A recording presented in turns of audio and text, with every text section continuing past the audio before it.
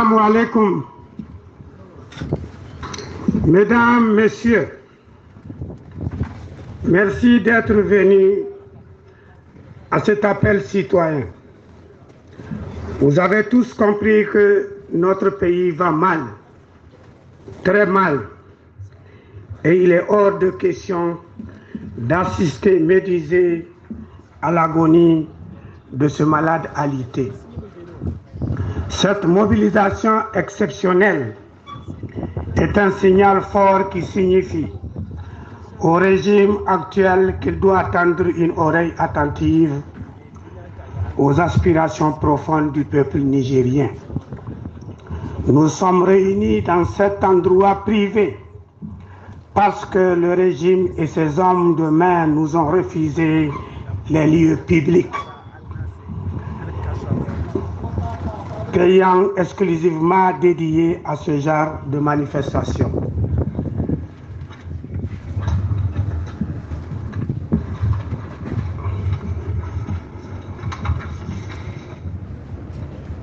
Nigériennes, Nigériens, le collectif des comités de lutte pour la sécurité, la paix, la cohésion sociale s'est réuni ce jour 20 février 2022 à l'effet d'examiner la situation sécuritaire et politique de notre pays. Il s'agit de l'aggravation continue de l'insécurité, la détérioration du cadre démocratique et de l'état de droit, la dislocation de la cohésion sociale. Chers compatriotes, en ce qui concerne la détérioration continue du contexte sécuritaire, la souffrance et la détresse des Nigériens sont immenses devant l'incapacité des gouvernants de notre pays et de leurs alliés occidentaux, notamment la France, à venir à bout du drame qui sévit depuis de longues années déjà sur des populations désemparées. Quand le gouvernement dit qu'aucun coin du territoire n'est occupé par les terroristes, le moins que l'on puisse dire, c'est qu'il a pris des distances avec la vérité. L'Anzourou est sous occupation.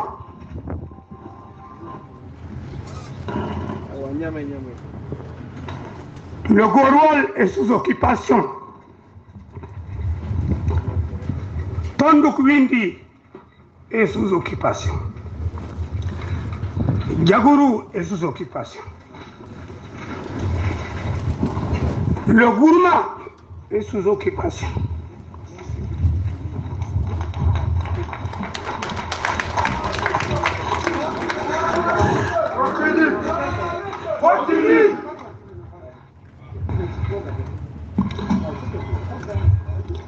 Les départements de Loga, Douchi, Tchibiri, Falmey, dans la région de Dosso sont menacés par l'insécurité. La région de Difa et une bonne partie de la région de Tawa sont sous état d'urgence depuis très longtemps. Les morts civils et militaires ne se comptent plus. Des villages entiers sont vidés de leur population.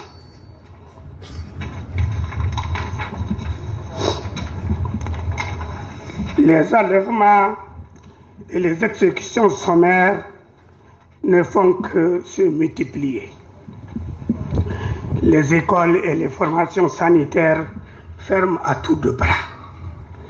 Rien que dans la région de Tillabéri, plus de 600 établissements scolaires ont été abandonnés, exposant ainsi plus de 62 000 enfants à la formation de la rue.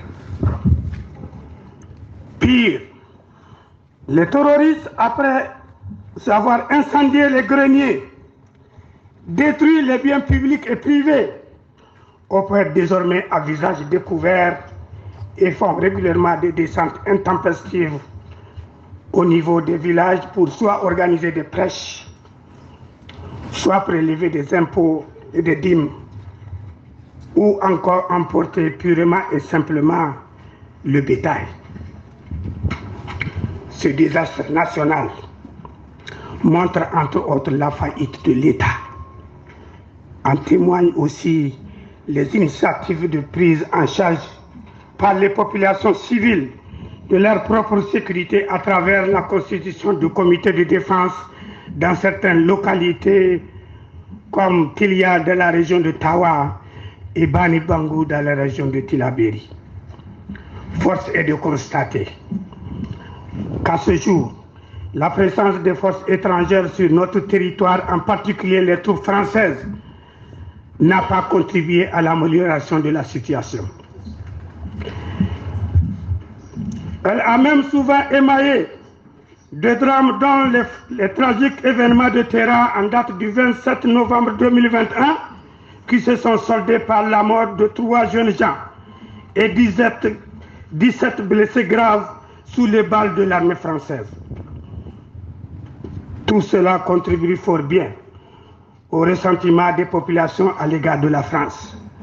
Ces actes odieux, criminels, ne seront jamais oubliés par le peuple nigérien souverain.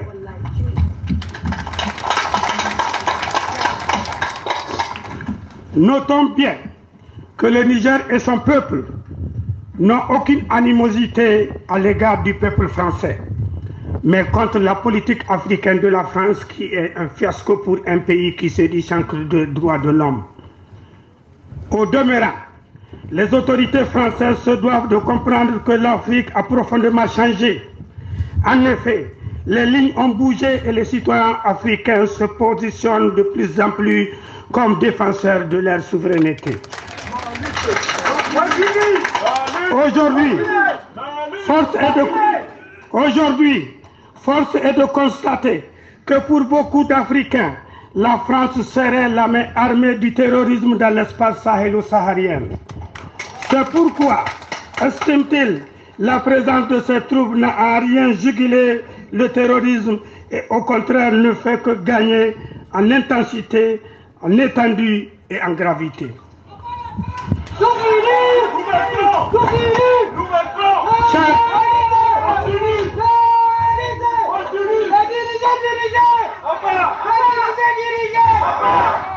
Chers citoyens, s'agissant de la détérioration du cadre démocratique et de l'état de droit,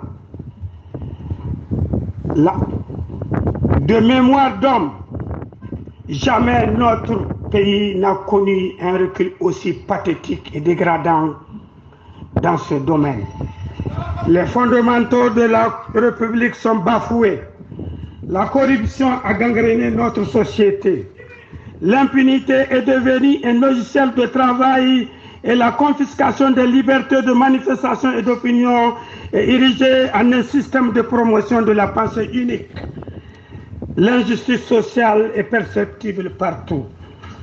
En effet, au moment où les criminels économiques ne sont nullement inquiétés d'honnêtes citoyens coupés injustement dans les geôles du pouvoir, ils sont de la société civile, de l'arène politique, des corps habillés et des médias. Ils sont plusieurs centaines à croupir en prison dans l'indifférence et le mépris total des princes qui nous gouvernent sans aucun égard au respect de l'état de droit et des droits de l'homme. Mesdames, Messieurs, quand vous vivez dans un pays fragilisé par une fracture sociale aussi prononcée, dominé par une insécurité grandissante avec son lot de drames sociaux, une injustice à géométrie variable et l'effondrement des valeurs de la République, l'espérance laisse la place au désespoir, au repli du facteur de démantèlement et au repli de soi et à un certain identisme qui sont des facteurs de démantèlement de notre savoir-vivre ensemble et la mise à mort de la cohésion sociale. Or, nous demeurons convaincus que la cohésion sociale est une condition essentielle de la sécurité démocratique. Les sociétés marquées par les divisions et les inégalités s'avèrent incapables de garantir la stabilité à long terme. Au regard de tout ce qui précède, le collectif des comités pour la sécurité, la paix et la cohésion sociale dans notre pays. 1. Tout en se réjouissant de la libération récente du camarade Ahmad Haroun Meiga, coordinateur du comité Union Tillabéri pour la paix, la sécurité et la cohésion sociale, exige la libération immédiate sans condition des défenseurs des droits du peuple, comme M. Anas Djibrila de Debout Niger Debout, ainsi que de tous les autres détenus politiques et ou d'opinion. 2. Exige la publication des rapports d'enquête judiciaire et la poursuite des auteurs et co-auteurs des tueries de Terra. 3. Le départ de toutes les bases militaires étrangères installées dans notre pays, particulièrement les troupes françaises, ces dernières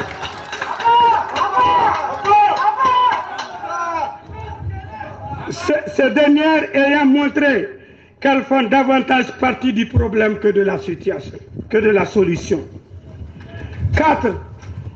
Exige la révision des accords de défense et la diversification de la coopération militaire avec des partenaires prompts à accompagner efficacement le Niger dans sa lutte contre le terrorisme et ce, dans le respect strict de sa souveraineté et de son indépendance.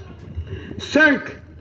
Appel à une union sacrée, toutes tendances confondues, opposition comme majorité, structure de la société civile, syndicats pour la lutte contre l'insécurité, car la question sécuritaire concerne tout le monde. 6. Apporte son soutien ferme au peuple frère du Mali et du Burkina dans leur combat légitime pour la sauvegarde de leur souveraineté et de leur dignité, ainsi que pour la restauration de la sécurité, la paix et la cohésion sociale dans leur pays. Invite les organisations sous-régionales et régionales telles que la CEDEAO et l'IA à respecter les aspirations profondes des peuples souverains des pays membres et à arrêter de travestir les principes fondamentaux qui ont présidé à la création, notamment le principe de non-ingérence mutuelle. 8.